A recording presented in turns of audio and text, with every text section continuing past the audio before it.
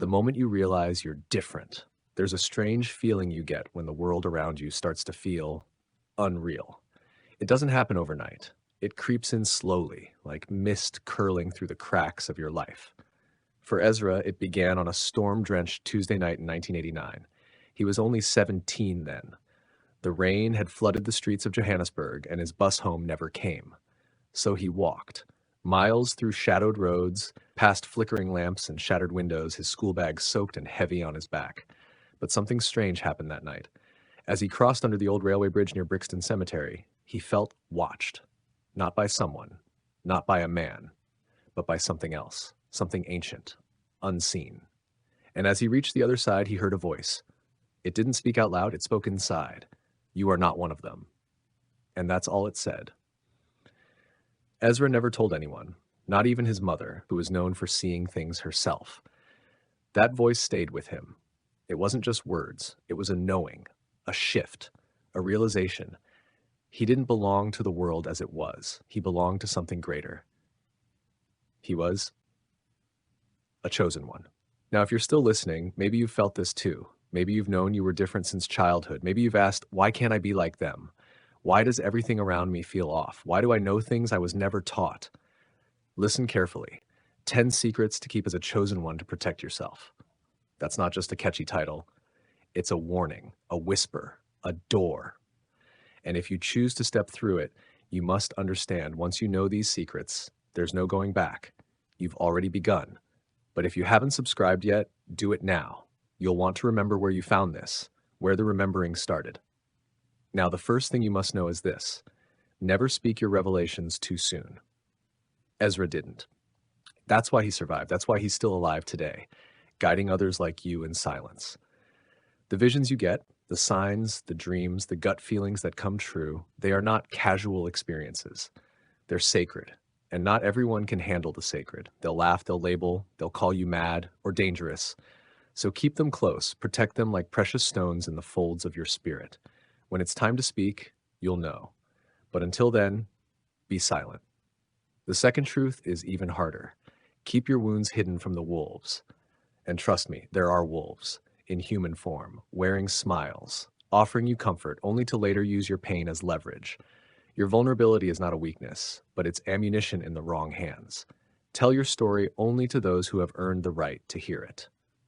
Ezra once confided in a woman he thought was kind.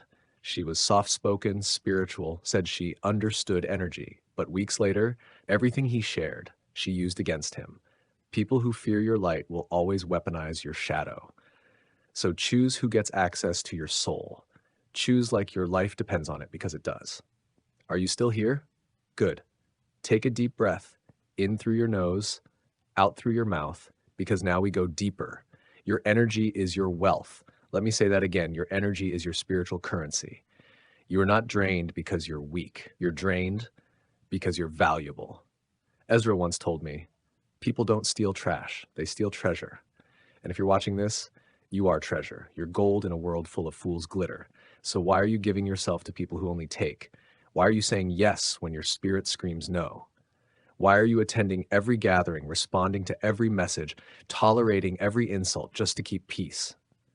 Let me be blunt. Peace that costs your soul is not peace. It's bondage. Withdraw. Say no. Cut cords. Let them call you cold. Let them gossip.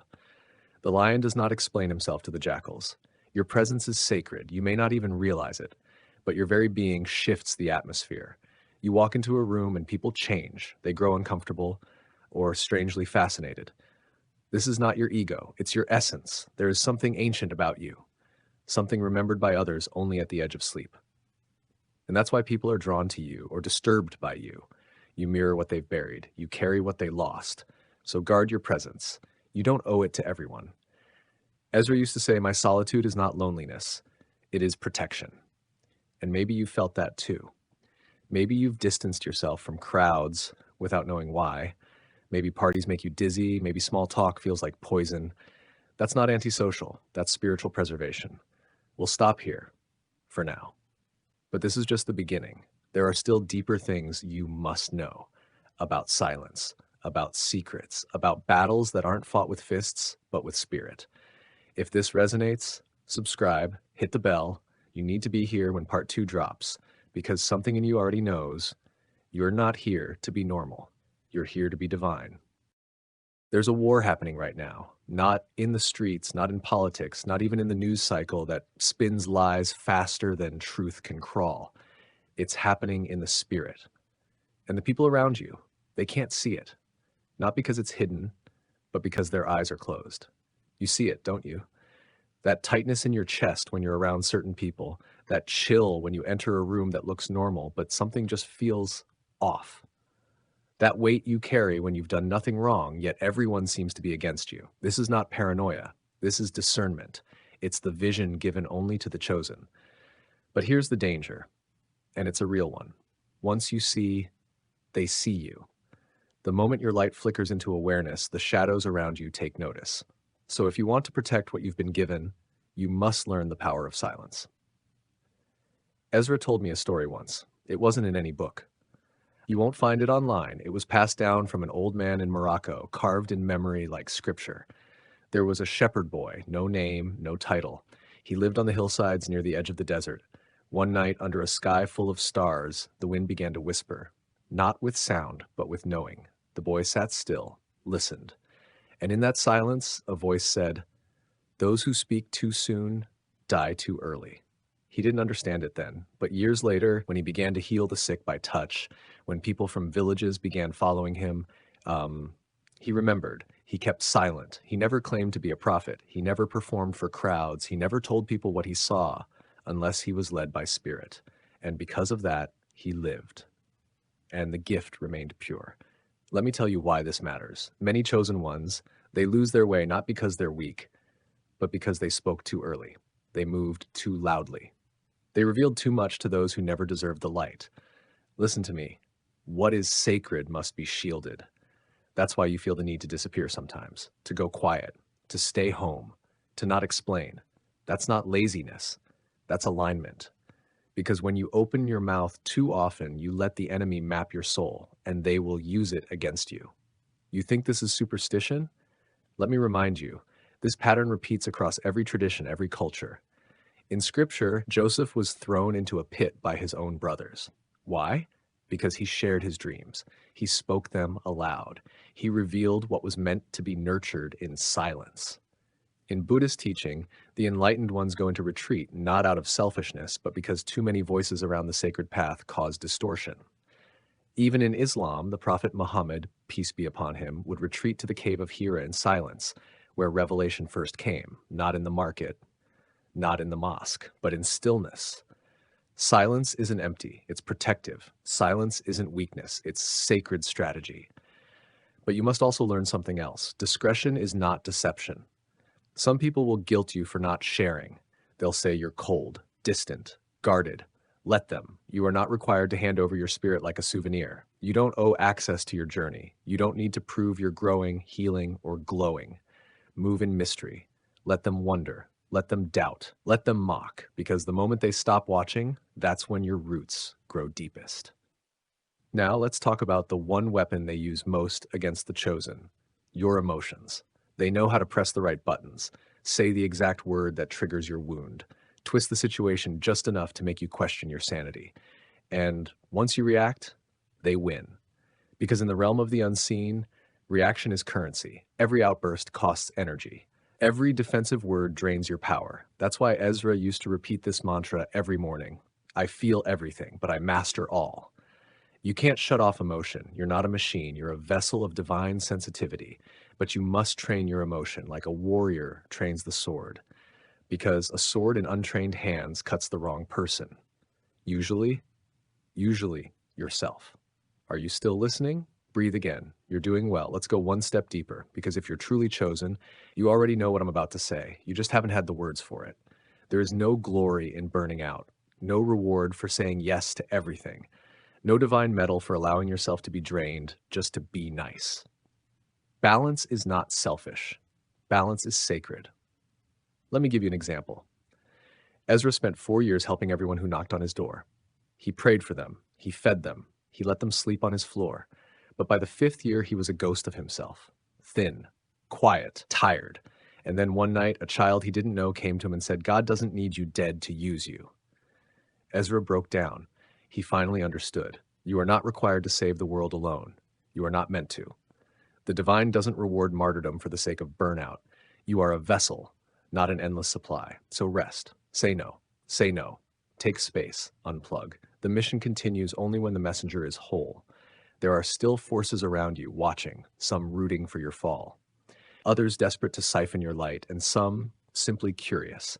That's why protection isn't optional, it's essential. But that's a secret for another moment. Before I go, remember this. If you feel alone on this path, it's because you were never meant to walk the same road as the masses, but you are not alone. There are others like you, quiet, guarded, wise, watching, they're waiting for you to rise. If this moved something in your soul, if it unlocked what your spirit already knew, subscribe, hit the bell, and be here for part 3. Because in the final part, I'll tell you exactly how to protect your gift, how to survive the invisible attacks, and most importantly, how to stay connected to the divine when everything in this world tries to pull you away. This is not for everyone, but you're not everyone. You're chosen, and it's time to start walking like it. You've come this far, and I need you to understand something. Most people never make it to this point. They hear the whispers, they feel the pull, but when the pressure comes, they run back to comfort, back to safety, back to being ordinary. But not you. You stayed. You kept listening. You kept remembering what your soul already knew. You're not here by accident. You're not broken. You're not too sensitive. You're chosen. And now we must talk about what really wants to stop you. There's an invisible war happening around you every single day. And I'm not being poetic. This is real. The moment you begin to awaken, the moment you say yes to your deeper calling, you enter a battlefield that's been raging long before your birth. A war of energy, of vibration, of soul versus system. You see, this world is set up to disconnect you. From what? From the divine, from yourself, from truth. You were born into a matrix, one designed to keep you asleep, busy, distracted, consuming, comparing, doubting, because a chosen one who is disconnected from the source is just a candle with no flame. Ezra almost lost that connection once. I remember it clearly. It was the winter of 2003. He had just lost everything, his home, his partner, his health. He called me and said, I think I've failed my mission. I asked him one question. Did God say you were finished, or did the pain say that? There was silence. And then he wept. Not because he was weak, but because in that moment, the fog lifted. He had let the world convince him that struggle meant abandonment. That loss meant punishment.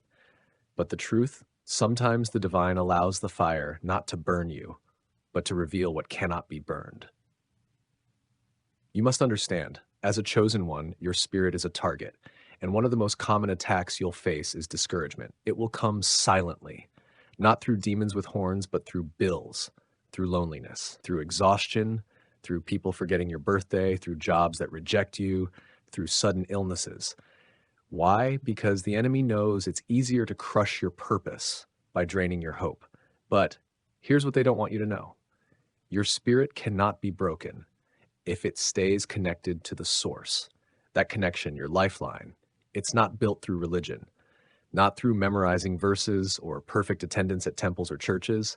It's built in communion, in the quiet spaces, in the tears no one sees, in the early morning prayers when your chest aches, in the breath between your words when you whisper, I can't do this alone.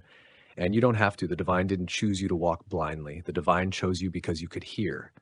Because even when the world screams, you still seek the whisper. So what do you do now? You protect your spirit every single day. Cleanse your energy, pray, meditate, fast if you're led. Light a candle, speak affirmations, walk in nature, put your feet in the soil, cry when needed, laugh when you can, and most of all, stay in constant conversation with your Creator. It doesn't have to be fancy. It just has to be real. Ezra once said, when I stopped trying to impress God, I finally started hearing him. Let that sink in.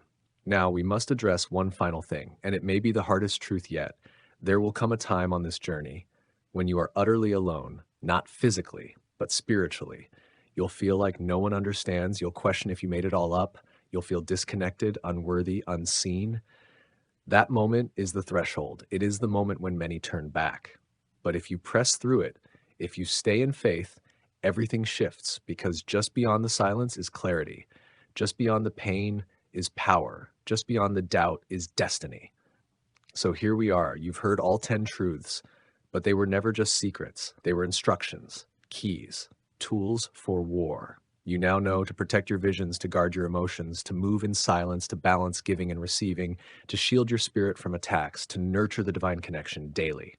But more than that, you know that being chosen is not about being special. It's about being surrendered. It's not about being seen. It's about seeing through lies, seeing through illusions, seeing into truth. And truth will always isolate you before it elevates you. Ezra is still alive, quiet, peaceful. He teaches in whispers now, in gardens, by firelight. He says fewer words than ever, but when he speaks, the air stills, because it's not just him speaking, it's the presence that walks with him, and it can walk with you too. It already does. You've just forgotten how to notice. But I believe you're starting to remember, aren't you? So if this series spoke to your soul, don't just like, subscribe, not just to this channel, but to your calling, to your higher self, to the voice that's been waiting for you to finally listen. Share this with another chosen one, someone who's been silent too long, someone who forgot their divine. Let this be the spark that lights the fire, because the world doesn't need more noise, it needs illumination. And you, dear one, were born for this. You are chosen. Now walk like it. Subscribe for more messages you didn't even know you needed until now. From within you,